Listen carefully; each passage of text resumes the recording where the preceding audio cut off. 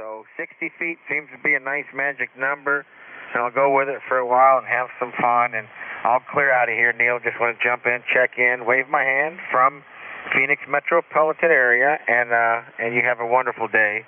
The weather here, we're in the low 70s, and about 50 degrees for a morning temperature. It's absolutely fabulous desert weather.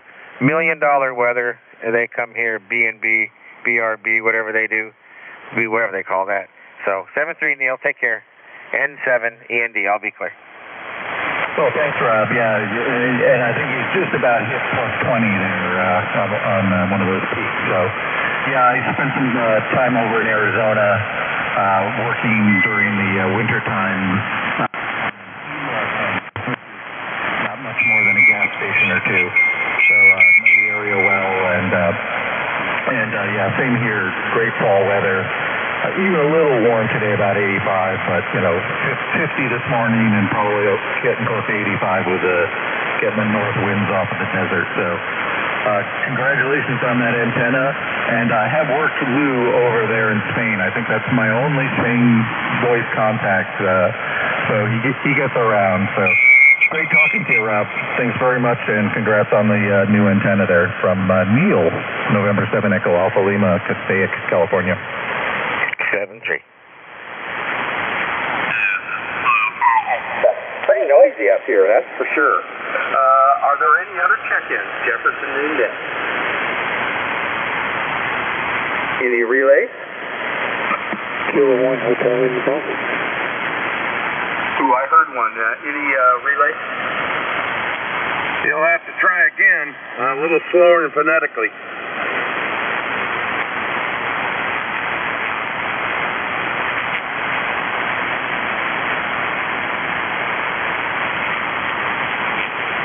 I don't hear anything now. Maybe we're getting phantoms. Must be. Well, there's a lot of QSD, so we might be getting quick blips of folks from a long ways away or something. Well, anyway, thanks to all who participated, especially to our relays today. November 6th, Golf Juliet Mike, Tom and Lucerne, Whiskey 6, Delta Sierra Tango, Jerry and Clovis, and Dan, November 0, Foxtrot, Quebec, November. Thanks for a couple helps there, a couple assists. We needed that. You were hearing things I wasn't hearing for sure.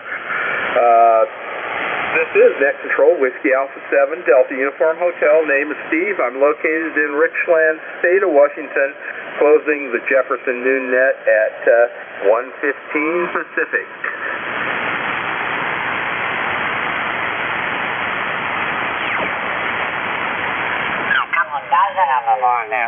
That line, that purchase line, and they had 2 in there.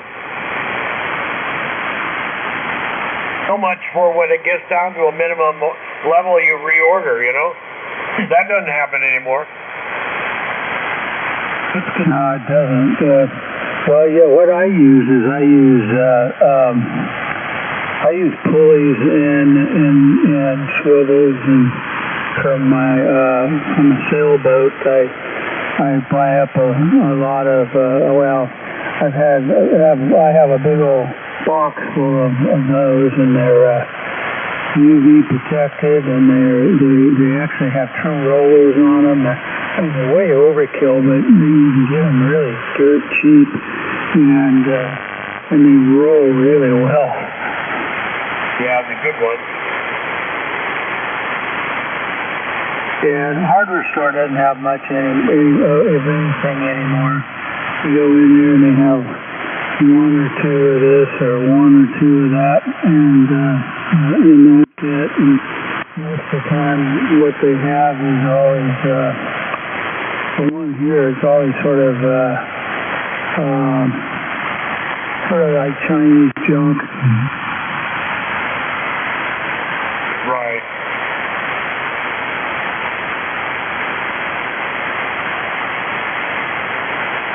Well, for this new antenna I'm putting up in the spring, I need 5, so I'll have to keep looking.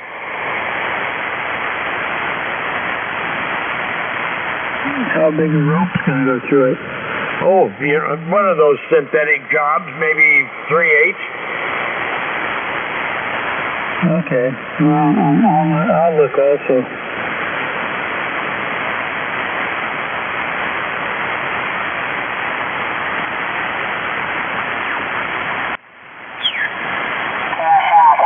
Thank you, gentlemen. 73.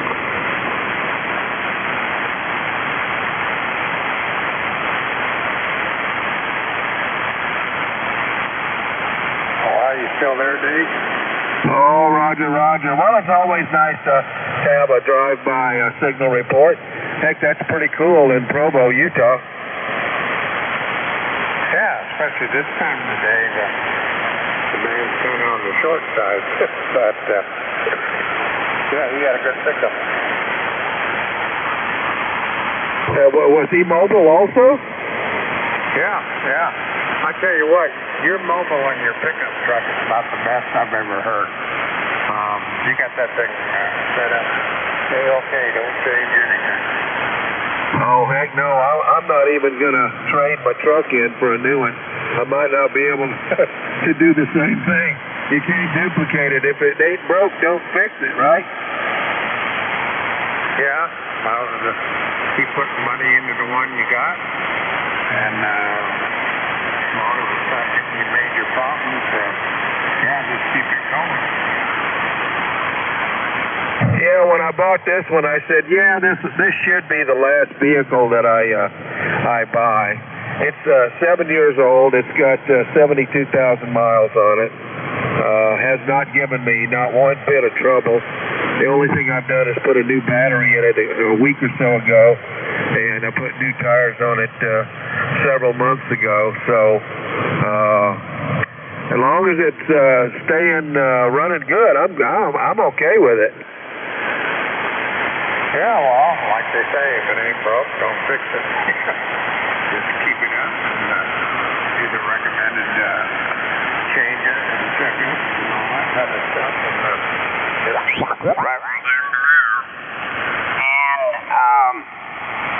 And I also added a shunt matching coil, and the goal was to get him on 40 meters from the airport. He couldn't put up an antenna at home. He couldn't really put up an antenna at the airport either without getting it too tall because of the runway clearance, 1 in 25 slope from the runway center line. But anyway, make a long story short, he's got it on a big steel building, and it gets out pretty well, about same as you do. Over. Yeah, it's pretty cool. The capacity hats really do help. And I wanted to make this one very lightweight so that I could assemble it quickly and use it when I'm parked. There's a place down here by Utah Lake where the Provo River comes into it. It actually has some farmland leading in Provo with cows and horses and such. And it's away from the rocket. I've got an S7 rocket level here where I'm parked, but it's actually S4 out there. So I go and park in a parking lot where the joggers jog along the river and stuff.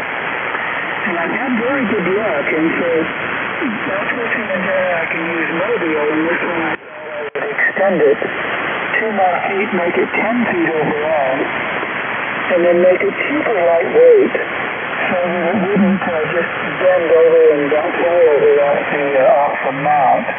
So that's what I'm trying out here today. I'm planning on living in the Salt Lake area. It's a nice area, and it's a beautiful day here today.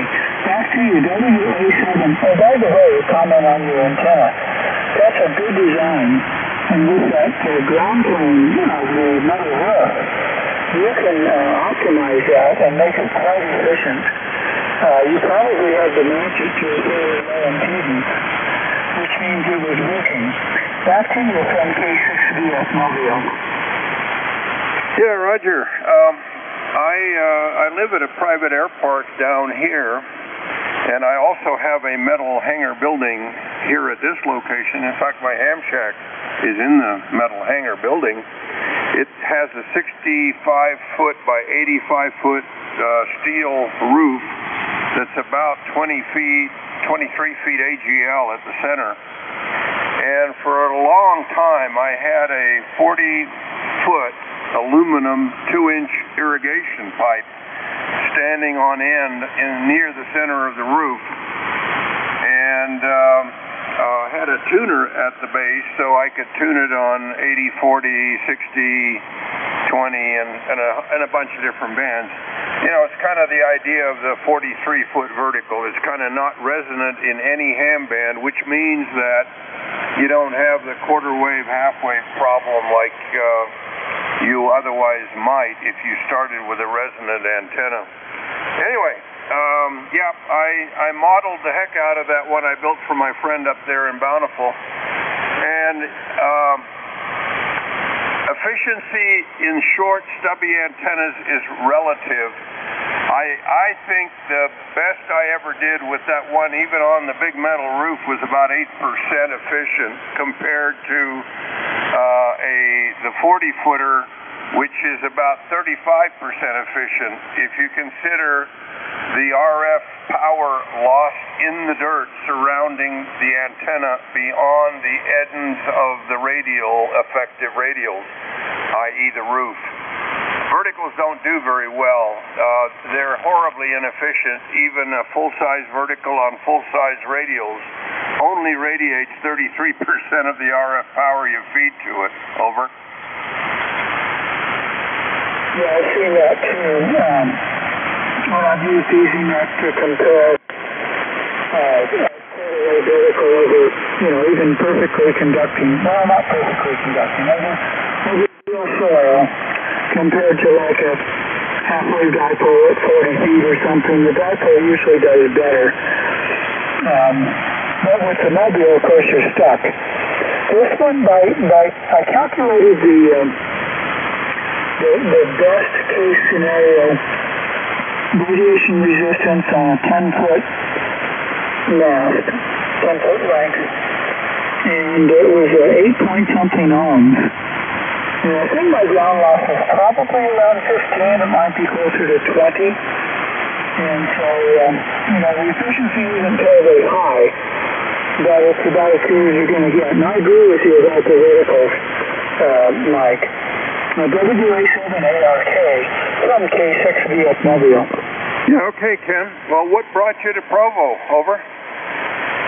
We graduated years and years ago from BYU, and a lot of our kids have moved here, so we're here part of the year. We actually live in Idaho the rest of the time, Mike, over. Okay. Well, I went to Salt Lake Valley as a teenager. I went to Olympus High School and then kind of hung around most of my working life. And about 11 years ago, my wife and I decided to get away from the Wasatch Front because of the bad winter air.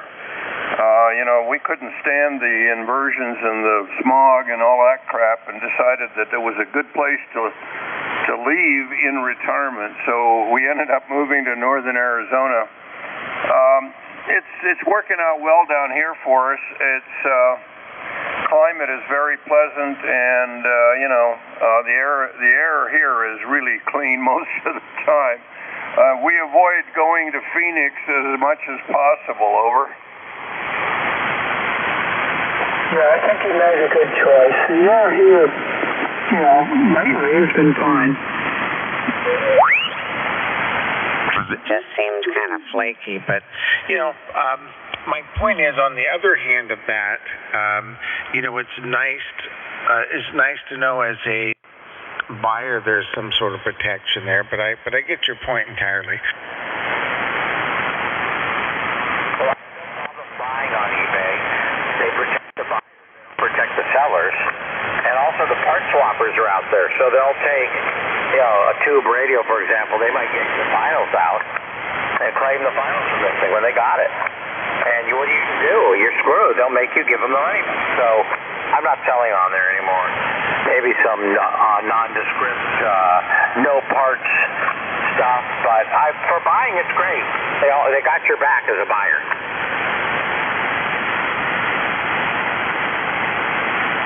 what about selling on that QTH.com? Is there some sort of repercussion or protections on that? Well, it's a little better because it's the Ham family for 98% of the transactions that go by. Some scammers on there. I catch them every once in a while, and what they do is they come on as the fake W9IBY or whatever. They run an ad, and then they get sometimes if they're really sophisticated, they'll go on to QRZ, and they'll see what the email address is that W9IBY uses, and they'll get an email address just like it, close one letter off or whatever. And but I've learned how to deal with that. That's why I always have a phone conversation. I always confirm the email address on QRZ, and I make sure I confirm it with an email. So I've never been burned on that. But I have had some scammers write me about stuff I was trying to sell or buy.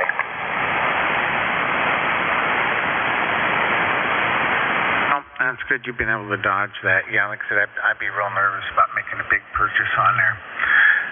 And speaking of big purchase, I got to think about getting some QSL cards. I just received, Cynthia brought in the mail here earlier, and I received a QSL card with a self-addressed stamped envelope from K7SWR. So K7 Whiskey Sierra Romeo. If you're listening, thank you for the card. So I don't have a QSL card to send back, but I'll have to make up one of my famous write over a postcard one. In fact, I think I sent you one of the cards. I don't know. Oh, come on. Did you toss out my QSL card? I wouldn't have tossed it out, but I did. I might have added it as like a clothespin noisemaker motor on the back of my Schwinn. Oh my gosh. Now here I thought it was a nice picture of Chester, and I figured it would go up in a prominent spot on the wall. I was wondering why I have not seen it in any of the photographs. It's got a prominent spot on my bike. Huh. Honestly, it's around somewhere. It definitely wasn't thrown away. Where is it? I don't know. I mean, Mark, it's a postcard. I lose microphones and radios, okay? But it's a postcard of Chester, California. Okay. Well, anyway, I'm going to all the folks who have sent me QSL cards, my apologies. I'm getting them made up here eventually. In fact, I might work on that this week. Right. Well, you have to realize, don't be offended, because I lose a lot of stuff. And I mean big, valuable things. And we spent so much time at the House of God doing stuff, and it was our reasonable service. People say, why do you do that? There's so much work. It's like, it's my reasonable service. I was taught if you have the ability to help somebody and you sit there and let everything go to waste, well, you have the ability to help. So shame on you. Jump in and help. Keep your ability sharpened. It's like those man hours in the airplane. Everybody wants to fly for free, right? So that's the same thing. I want those hours up in gold stars in heaven. I'm working on those. Lord knows I need a whole lot of them. And if Scripture says charity cover multitude of sin, man, I am just so charitable because we all have our problems we try to work on, and we're all trying to be perfect. Perfection is a verb, not a noun. It's a process. So that's where we're at. Enjoying that. Let's see.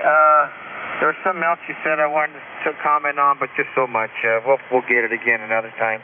But it is really good out here, and your signal went all the way up to almost 40 over 9.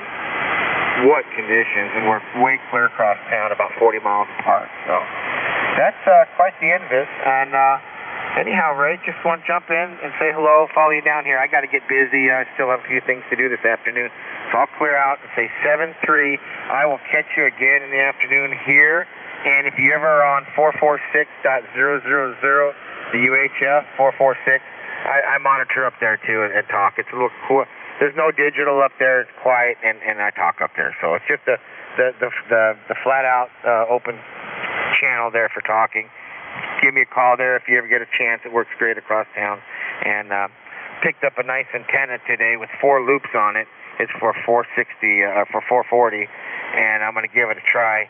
It's one from a fire station. It's like a very expensive antenna. If I can get it to work on UHF, I'll have a really nice receiving antenna. But I'm going to clear out of here, or I'm not going to stop talking. Ray, I love talking with you. It's been a blast, and yeah, your signal 40 over, very nice. And we're going to be back in later tonight. So, and then tomorrow afternoon I'll have a little more time. 7-3, Ray, thanks for catching me and catching me down here, or bringing me down here, and I'll find you again. Take care. K5RVUN7END. Have a great night, Ray. Okay, Rob, very good. N7END K5 Romeo Victoria Uniform 446.00. I'll remember that because I've got a vertical for 440 is what I've got, and I don't use it too much. I need to start doing it and everything. But good deal. And one quick deal is that I do so much at church because I want to do it, and it's my way of serving the whole community, serving the church and everything else. So I'm like you. I do it because I want to do it, and I will always do it. And I don't expect anything in return, just except give me one more job to do. That's the 73s to you, Rob. Thanks a lot for coming back to me, and I'll be looking for you on 446, and hopefully we'll chat a little bit, and let's see how this 7100 does up there. That's the 73s. Have a good day and stay safe, my friend. God bless. N7END K5 Romeo Victoria Uniform. We got a signal-to-noise ratio that makes me intelligible, so I'll accept that.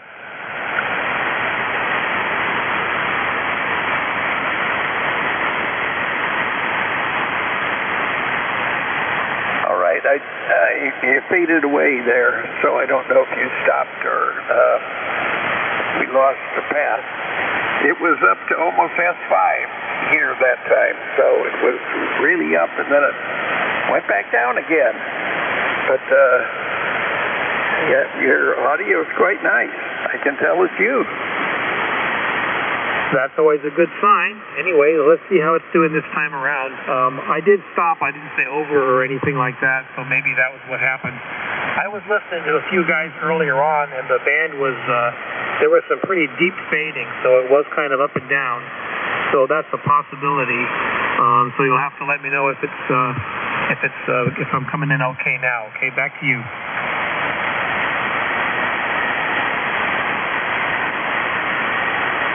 Okay, I think you finished there. I lost one part of it. I'm gonna go fiddle with the dice.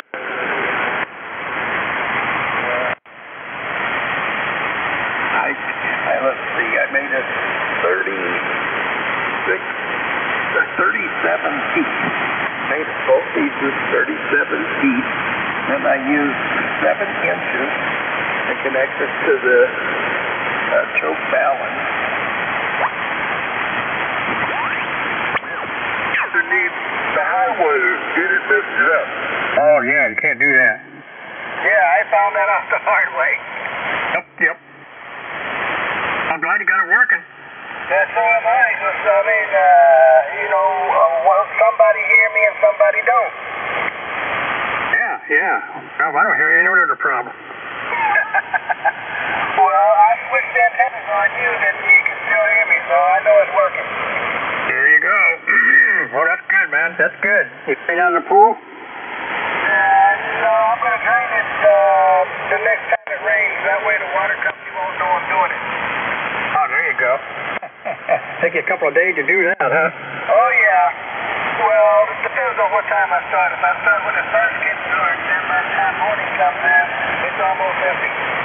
Yeah, then you got to fill it back up so it don't crack on you. No, if I empty it, we're going to repaint it and all that good stuff.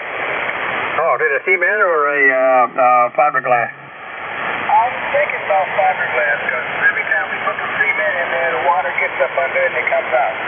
Oh, yeah. Well, my brother has one. He repaired his here about 5 years ago. Took him all summer, but he did it. Yeah, well, I'm not going to do the whole pool. I'm just going to do the parts that need it. And then I'm going to paint it with that waterproof paint. All right, good deal. Chlorine. But the chlorine is up to too, so it's got to be chlorine resistant. Yeah, I get that from Home Depot. Yeah, and you don't want no alligators either. No alligators, no crocodiles. No, sir. So how you been? Oh, pretty good. I need to do some work here too, antenna wise. I haven't done anything. Too lazy. Looking at a guy there, he has an amplifier. It doesn't have any tubes in it. I want to go get it, but I want to keep mine, you know, because Jim modified mine. He souped it up. I can get up to 700 out of it, but a regular one, I don't know. There was a guy that had what was it? A 200 here last week. It was all souped up with the hardback bars, and I mean, it was putting out the juice. So they're out there. Yeah, I know. I'm just waiting. So when I get the bus and it comes up, I can say I want it. All right, you gonna hold it for you? Huh? You gonna hold it for you? The guy that's got the one up in Lake Valley, or up on the other side of Auburn. Yeah, that one. Yeah, he said he's gonna hold it. Okay, cool. So all you need to do is find some tube for it. You're good to go. Oh, I got tubes. I got 2 extras, and the ones that's in there now are good. So I got tubes. I just, I don't want to go way up there for a snake hunt. Oh yeah. The amplifier wide works okay. I don't know. It needs tubes, so that's all I can go by. Oh, okay. All right. Cool. All right. Well, at least I got a spare. Yeah. Okay, I'm going to get out of here, and I'll talk with you later. Okay, Malik. Sounds good, man. You got the address okay now? Yeah, I got it. All right. Write it on your forehead, or write it on the wall, or something. Yeah, I'm going to put it on the wall. There you go. All right. Sounds good. Okay, talk with you later. KI-60 with the KI-6U. You got it. KI-6U. 7-3, Malik. 7-3, Chris.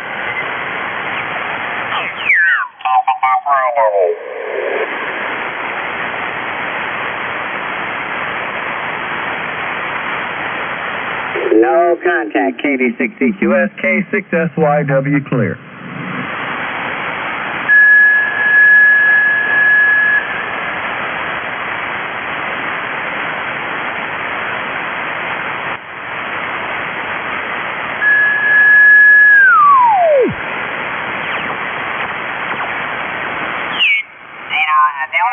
Antenna that is not wonderful is its 160-meter performance. It's great for local chit-chat, but it just doesn't reach out very far because almost all of the energy on a 160 is going straight up. By the time you get to 80, it starts getting a little better as far as putting some of the signal lower to the horizon. And then by the time you get to 40, as high as I have it, then it gets pretty good. Over. Yeah, that's exactly what I've seen before. And that's okay. That's why I put it up that big. I wanted some gain. And the aperture, it's huge. Have you noticed the thing collects a lot of static energy? And there was also a braking station. Have you noticed a lot of static energy coming off of it, Mike? Negative. Is there a break? It's W7KUI, Tucson. Hi, my name's Mike, and I'm about 25 miles north of Prescott, and K6VF is Mobile near Provo, Utah. Over. Oh, thank you. Yeah, and K6VF. What's your call? What's your name? Yeah, my name is Ken. You're plenty over here. I wonder where you are. Yeah. You kind of, what did you say? He's in Tucson.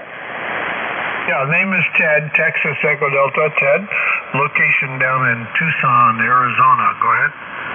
Okay, very good, Ted. Yeah, you're between 10 and 20 over here in Provo, Utah.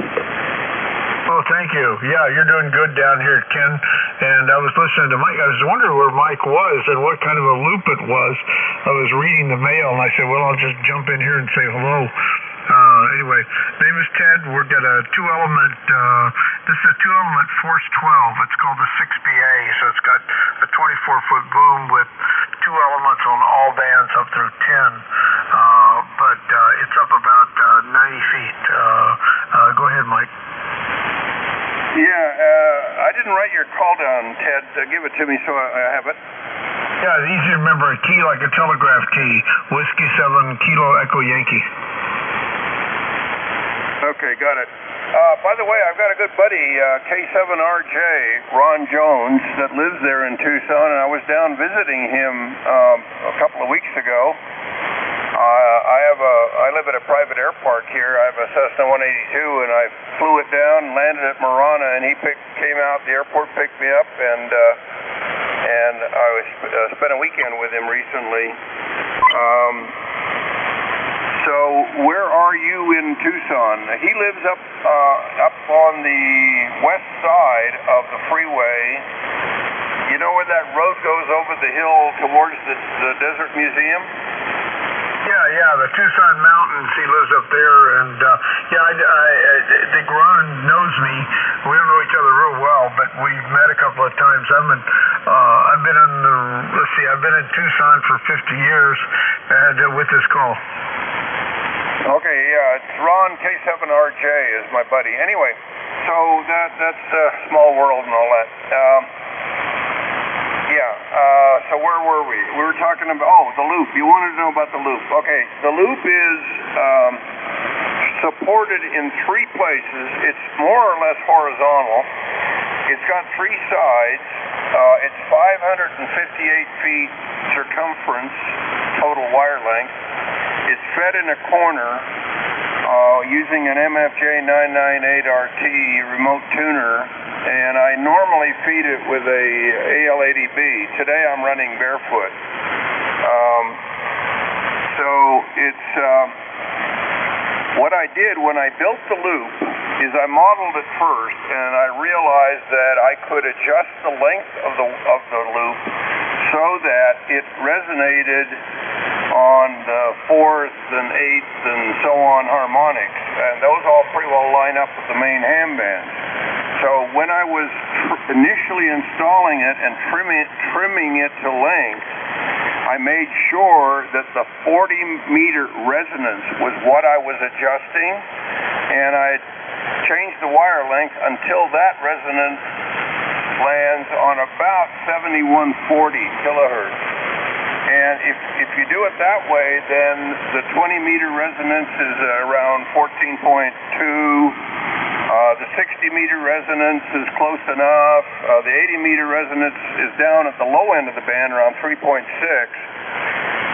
But it goes all the way up to even 10 meters that way. And that's what I'm doing. So here on 40, when I use it, I actually can turn the tuner off, and it still works just fine. Okay. Ken asked about static electricity on the loop. You know, if it picks up static, I'm not aware of it. And the reason is the way it's mounted on my TX455 tower is that both sides of the loop have a DC direct path to the grounded steel tower. Not for RF, but for DC. I'm using a common mode choke to isolate the RF from the DC connection. But the tuner up there is a unbalanced tuner, but the loop input is balanced. So I basically need a choke between the output of the tuner and where the loop starts. Now the tuner is only a foot from the feed point, so there's hardly any space up there. But there is a common mode choke, and it's being used primarily as a balance. That is to say, it takes the 50 ohm, it takes the unbalanced output, regardless of whether it's 50 ohms or not, from the tuner, and makes it roughly the 200 ohm balance that the loop exhibits on most bands where it's close to resonance. So there you go. You getting bored yet, Ken? K6VF, WA7ARK. No, I'm not bored. I eat and drink this stuff. That's very clever what you've done. I'll have to model loop as a triangle. We're trying to figure out what to put up for my son, who just bought a home in Springville and has a third of an acre. And I had not thought about a triangle, but that would be nice to fill in some of the valleys, on the peaks and the valleys. That's a great idea. As long as you've got a DC grounded, you're good. Mine was not, and I noticed when we had thunderstorm activity, not directly over, but just in the area, that I was drawing some arcs off of that loop. So I think it was just because it was so big. Anyway, yeah, it would help a little bit if you switched to the loop, Mike. You took a fade there down to S7 one time. But generally quite good. Back to you, Ted in Tucson. W7KEY in the group from K6VF Mobile. Okay, K6VF.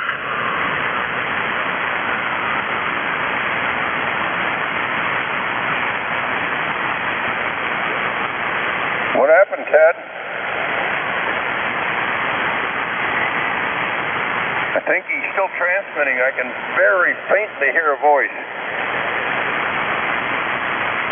Yeah, I don't hear him here. I think something screwed up at his place.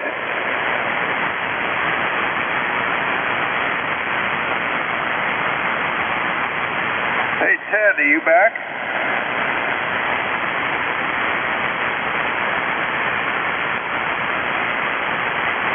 Okay, I think he's still talking, Ken. I very faintly, barely detect the voice. Okay, can you guys hear me now? Yeah, you completely disappeared mid-sentence, over. You're partially back. Okay, I got some kind of a little problem here. I'm going to go outside and see what's going on. The antenna just stopped working. Yes, it did, and it happened mid-sentence, and it went away almost completely, and now you're back to about 5% of what you originally were. So far it's exhibited three states: working, not working at all, and very partially working. Over. But, sorry guys, I'll be back in with you in a minute. Thank you, I'll be back. Yeah, that's interesting. Okay, Ken, I'm getting about talked out. I've got other stuff I really need to get to. But if you ever get down here, try to look me up. Just for your information, I'm married to a Canadian. We have a house up in Alberta, about 45 miles from Calgary, and we travel up there quite frequently. We made one trip through Idaho Falls, Shelley's First, and all of those places. This summer, we drove up one time, and we flew up one time this summer. With the COVID, getting across the border turned out to be a total pain in the rectum. But we managed to pull it off twice. So I'm pretty familiar with southeast Idaho. Like I said, my brother was a long-time ham that lived in Idaho Falls. How long is your history with Idaho Falls, over? Well, our mailing address is Blackfoot, but we're very, very close to First. And we bought the place 15 years ago, and we've been kind of coming and going. We've only spent one winter there, so that's kind of the history. And Idaho Falls is where we go if we want to shop or go to the temple. Over? Roger. Yeah, I'm like I said, I'm familiar. Yeah, my brother was Lou Miniver, Miniver, and his call was WA7KRP. He's deceased. He's been gone for a long time now, but he put together the Taylor Mountain repeater. I think it was on 147.15, if I recall. Anyway, he was well known in the area, prior to kicking off. Anyway, there you go. So spent many times visiting him up there in Idaho when I was and my family were living in Salt Lake, and vice versa. So, like I said, we fly over Idaho Falls on our way north, or we drive up I-15 if we're driving, and we've done it many years running now. I've been married to Diana for 25 years and traveling up there summers and other times all that time. We average maybe 2 to 3 trips a year. We end up staying up there in our place up there, typically more in the summertime. When it's hot down here, we become reverse snowbirds. Over. That's a great idea. My youngest son just married a girl, BYU graduate, and her work permit, her legal authority to stay here, authorization to stay here expired, but they decided they wanted to get married, and she's from Alberta, from a farm girl.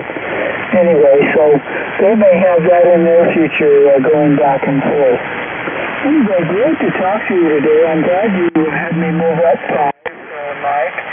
Very interesting to compare notes. And it sounds like this extended antenna that's suitable only for parked use. It's very lightweight and lower quantity is working, and that's what I wanted to find out. So thank you for the nice QSO. Back to you, Mike, WA7ARK from K6VF. Okay, K6VF, WA7ARK. And I'm well connected in northern Utah. I've been a ham since high school, and I have a fair degree of notoriety in Utah, shall we say. I was formerly a professor at the University of Utah, and that was one of my last gigs when I retired, or as I retired and moved down here.